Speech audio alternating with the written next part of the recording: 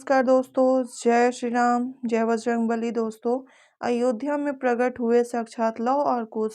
कलयुग में ऐसे चमत्कार देखकर सबके होश उड़ गए। प्राण प्रतिष्ठा से पूर्व अयोध्या में कई बड़े चमत्कार हो चुके हैं, जिसमें गिद्धों का दिखना, भालुओं का दिखना, जमीन में से मां सरजू नदी का प्रकट होना। लेकिन इस चमत्कार को अभी तक का सबसे बड़ा चमत्कार कहा जा रहा है, जिसका ठीक है दोस्तों, जिसके पीछे की सच्चाई जानकर आप भी सोच में पड़ जाएंगे। आखिर क्या है पूरी सच्चाई, क्या सच है? लौह और कुश अपने धाम नगरी अयोध्या 22 जनवरी से पहले ही आ गए। मित्रों, राम जी से मिलने पहुंचे उनके दोनों पुत्र लौह और कुश। क्या लौह और कुश आज भी जीवित हैं? ऐसे कई रहस्य से आज सामना होगा। इसी के साथ बताया जा रहा है कि भारत के सबसे बड़े 4 शंकराचार्य मंदिर के उद्घाटन में शामिल होने के लिए राजी नहीं हो रहे हैं। वहीं पर शंकराचार्य बता रहे हैं कि मंदिर पूरी तरह से तैयार नहीं हुआ है। और इसी के साथ बताया जा रहा है कि मंदिर में भारत के सबसे बड़ा लगड़ा पहुंच चुका है दोस्तों। और वहीं गुजरात के बड़ौदरा से 108 फीट लंबाई अगरबत्ती, ठीक है दोस्तों, 108 फीट वाली लंबी अगरबत्ती पहुंच चुकी है, जिसका वजन 35 किलोग्राम है। उसी के साथ राम भक्तों ने 21 क्विंटल का, ठीक है दोस्तों, घंटा भी मंदिर में पहुंचा दिया है। और मंदिर के यज्ञ के लिए राजस्थान से 650 किलो देसी घी आ गया दोस्तों। गाय का मतलब देसी घी मंदिर में पहुंच गया है दोस्तों। और साथ में ही नेपाल की जनकपुर से अयोध्या के लिए एक सा 500 से ज्यादा टोकरी में उपहार बांधकर जनकपुर वासी अयोध्या ला रहे हैं। और आपने देखा भी होगा, राम भक्त अपने प्रभु श्री राम के लिए कोई सोने का तीर कमान भेज रहा है, तो कोई वस्त्र, तो कोई खड़ाउत भेज रहा है। आज इस वीडियो में अगर आप एक सच्चे सनातनी हिंदू हैं और राम मंदिर बनने से बेहद खुश हैं, तो इस वीडियो को लाइक करके और कमेंट बॉक्स में जय श्री राम जरूर लिखिए। ठीक है दोस्तों, और न्यू हैं तो चैनल को सब्सक्राइब जरूर कर लें, जो ज्ञान की वीडियो आपको हमेशा जल्द से जल्द मिलती रहेगी दोस्तों।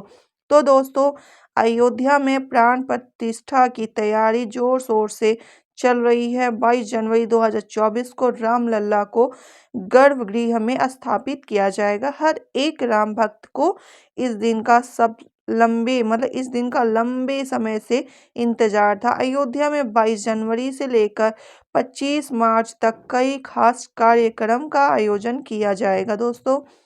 इस बीच मंदिर के गर्भगृह के निर्माण का काम 24 घंटे चल रहा है दोस्तों। 22 जनवरी को मंदिर में राम लल्ला की प्राण प्रतिष्ठा होने वाली है। किसी भी मंदिर में की जाने वाली भगवान की मूर्ति की प्राण प्रतिष्ठा का बहुत महत्व होता है।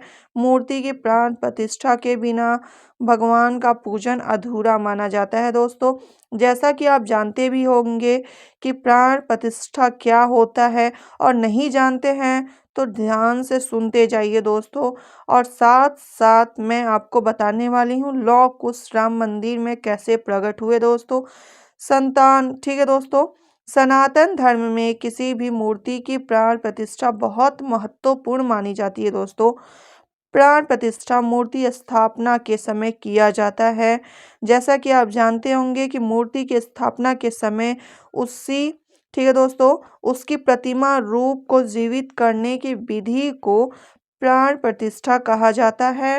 प्राण शब्द का अर्थ जीवन, शक्ति और प्रतिष्ठा का अर्थ है स्थापना। ठीक है दोस्तों, ऐसे में प्राण प्रतिष्ठा का अर्थ जीवन शक्ति की स्थापना करना या देवता को जीवित में लाना होता है दोस्तों। तो बिना प्राण प्रतिष्ठा की मूर्ति पूजा के योग्य नहीं मानी जाती। मान्यता है प्राण प्रतिष्ठा से ही मूर्ति में जीवन शक्ति का संचार होता है और वहीं मूर्ति देवता के रूप में बदल जाता है दोस्तों, ठीक है।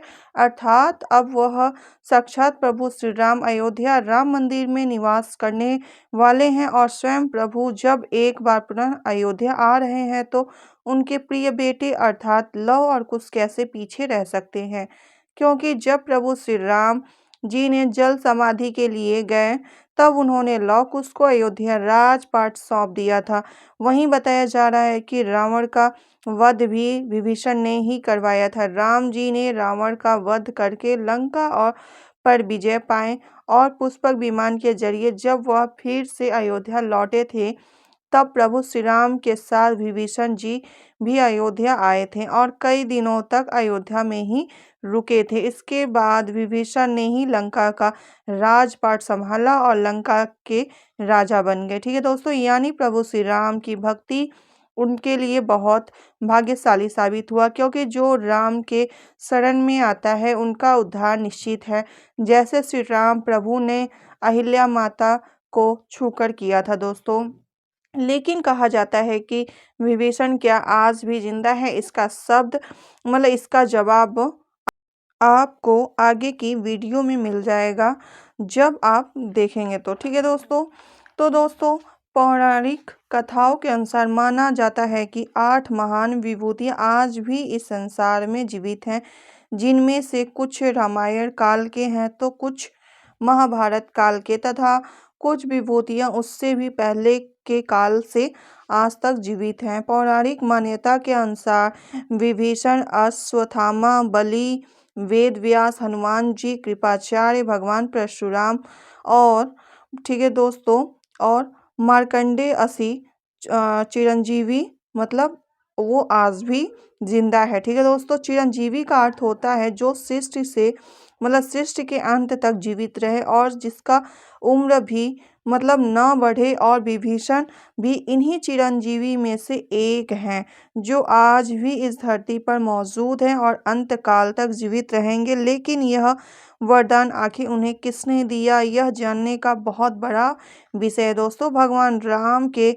अनन्य भक्त विभीषण बाल्यकाल से ही धर्मपरायण रहे और वह अपने बड़े भाई रावण के धर्म विरुद्ध कार्यों का विरुद्ध करते थे। उन्होंने लंका युद्ध में भी धर्म का पालन करते हुए भगवान राम जी का साथ दिया था। इसलिए प्रभु श्री राम ने उन्हें सृष्टि के अंत तक अजर अमर रहने का वरदान दिया। जब कलयुग का अंत होगा उस समय भगवान विष्णु एक बार फिर से अवतार लेंगे, जिनका नाम कल्कि होगा दोस्तों।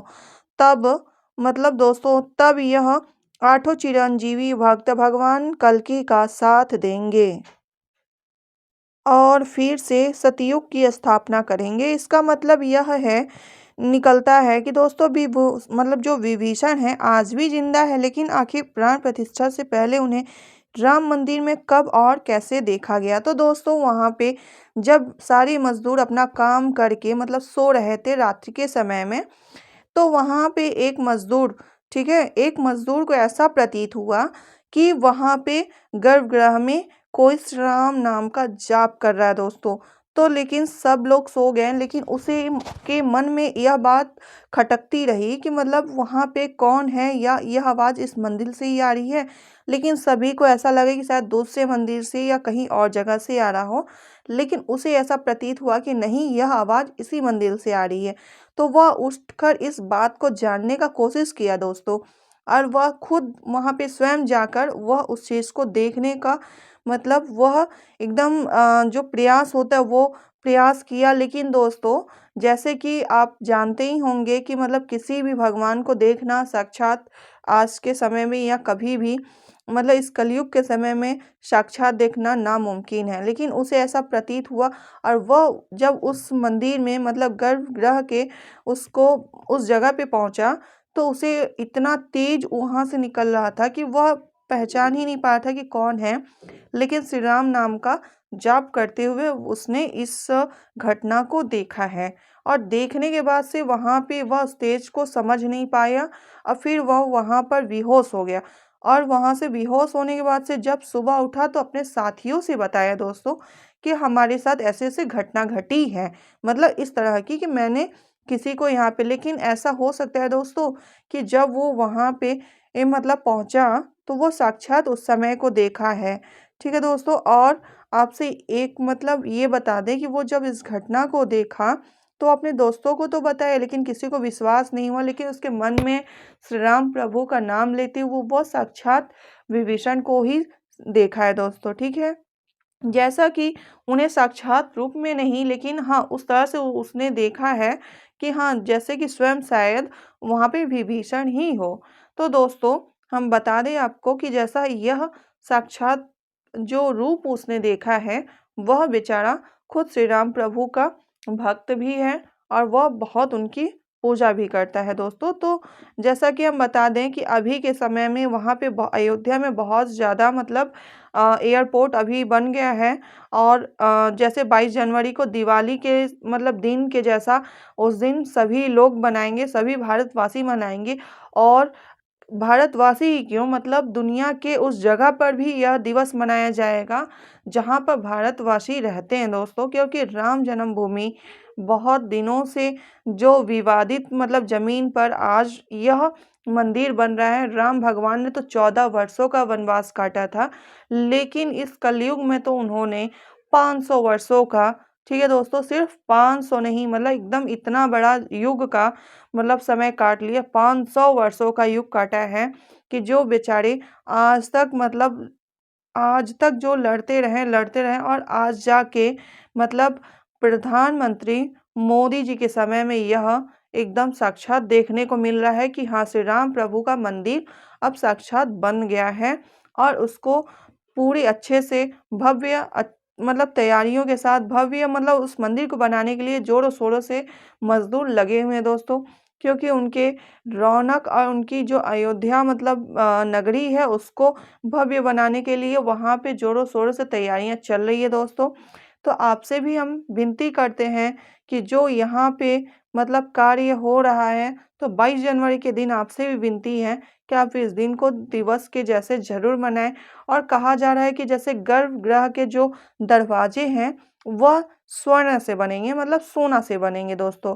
तो वहाँ पे ऐसे मतलब 8 ऐसे दरवाजे हैं, जहाँ पे यह सोने के मतलब दरवाजे लगेंगे, और वहाँ पे उनकी मतलब दरवाजे के साथ-साथ वहाँ पे उनकी प्रतिमा भी होगी दोस्तों, ठीक है? जैसा कि जानते हैं अयोध्या में आपने एयरपोर्ट भी बनना मतलब बन चुका है 20, लेकिन इसका रिकॉर्ड क्या रहा है 20 महीने के अंदर बना है दोस्तों। 20 महीने के अंदर यह मंदिर मतलब जो सॉरी दोस्तों मतलब यह एयरपोर्ट बना है। और जैसा कि आप जानते होंगे कि यह एक समय में इस ज़मीन को जहाँ पे वह टेंट में रहा करते थे श्री राम प्रभु, लेकिन आज उनके मतलब उनके आशीर्वाद से आज उस जगह पे आज उसी जगह पे और उस नगरी को आज एकदम अच्छे से भव्य तरह से तैयार किया जा रहा है। और जैसा कि आप देख भी रहे हैं कि उस मंदिर को मतलब तैयार करने में ज़ोर-शोर से तैयारी लगी हुई है, और उनके मतलब ससुराल जो नेपाल में है जनकपुर, वो उस जनकपुर से 1100 थाल वहाँ पे उनके चढ़ावे के लिए आ रहा है दोस्तों। और मतलब देश के कई जगह से 1100 लोगों को मतलब वीआईपी लोगों को वहाँ पे निमंत्रित किया गया है आने के लिए दोस्तों, ठीक है? और इस तरह से कई सारे ऐसे जो बातें हैं मैं आपको वीडियो के ज़रिए दिन-प्रतिदिन आपको बताते जाऊँगी दोस्तों। तो ठीक है दोस्तों, धन्यवाद। और न्यू हैं तो सब्सक्राइब ज़रूर कर लें, और मेरे चैनल को लाइक एंड शेयर ज़रूर करें, जिससे यह ज्ञान की वीडियो एक दूसरे तक ज़्यादा से ज़्यादा शेयर हो। ठीक है दोस्तों, नमस्कार।